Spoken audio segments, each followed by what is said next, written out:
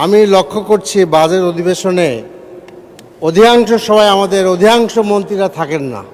শুকুর করেন যে অর্থমন্ত্রী অন্তত আছেন এখানে। আমাদের মন্ত্রীরা নাই। বলার আগে যদি নিজের দিকে তাকায় বলতেন, সংসদ বিরোধী দলের নেতা এবং উপনেতা দুইজনের কেউই নাই। বিরোধী দলের নেতা না থাকলে অসুবিধা নাই, মন্ত্রীদের থাকা প্রয়োজন। তাদের সমস্যা তো মন্ত্রীদের পক্ষেই তারা বলবেন।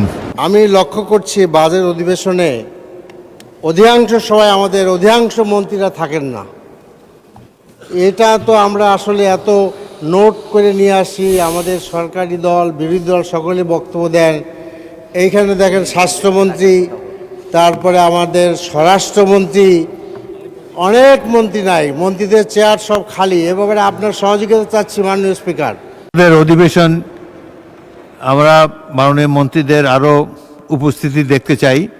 শুকুর করেন যে অর্থমন্ত্রী অন্তত আছেন এখানে, কিন্তু অন্যান্য মন্ত্রীদেরকেও অনুরোধ জানাবেন সংসদ সদস্যদের পক্ষ থেকে। বাজেট সেশন গুরুত্বপূর্ণ সেশন, তারা থাকলে আমরা বাধিত হব। চিফ হুইপ বলেন। মাননীয় স্পিকার, বাস্তবতাটা হলো এই যে অনেকে রাষ্ট্রীয় কাজে বা বিভিন্ন কাজে ব্যস্ত থাকে, এটা ঠিকই। তবে সংসদে তাদের আসা উচিত, আসলে ভালো হয়। কিন্তু মাননীয় অর্থমন্ত্রী আগাগোড়া এখানে উপস্থিত আছেন, কারণ বাজেট সংক্রান্ত বিষয়ে সব বিষয়ে যে কথা বলা হয়, সকল কথা শেষ কথা গিয়ে অর্থমন্ত্রী বলবেন। স্বাস্থ্য খাতেও বলবেন, বিদ্যুৎ খাতের কথাও বলবেন, পুলিশের কথাও বলবেন, আইনের কথাও বলবেন, সব কথাই অর্থমন্ত্রী বলবেন মাননীয় স্পিকার। সে কারণে মাননীয় অর্থমন্ত্রী প্রেজেন্ট থাকেন। মাননীয় আমাদের মহাসচিব এবং এলজেডি মন্ত্রী মহোদয় তিনি সবসময় উপস্থিত থাকেন, অন্যান্য মন্ত্রীও থাকেন।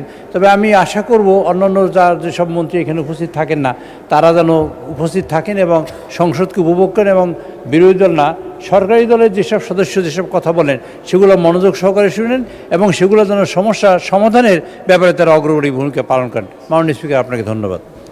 ধন্যবাদ মাননীয় চিফ হুইপ। পরবর্তী বক্তা মোহাম্মদ মাহবুবুল আলম, মাননীয় সদস্য কুড়িগ্রাম 3, আপনার সময় 5 মিনিট। 1 মিনিট। মাননীয় সদস্য টুকু বলুন।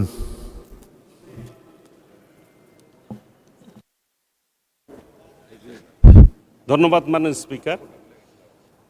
আমাদের মাননীয় বিরোধী দলের সংসদ সদস্য বললেন আমাদের মন্ত্রীরা নাই।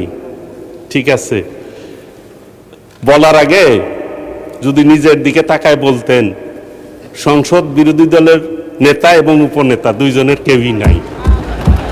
ঠিক আছে, যাতে ঠিক মতো থাকে আর বসুন। ধন্যবাদ, ঠিক হবে আর কি। ধন্যবাদ মাননীয় স্পিকার। বিরোধী দলের নেতা না থাকলে অসুবিধা নাই, মন্ত্রীদের থাকা প্রয়োজন। তাদের সমস্যা তো মন্ত্রীদের পক্ষেই তারা বলবেন। তবুও সংসদের সৌন্দর্য রক্ষার্থে সকলেরই থাকা বাঞ্ছনীয়।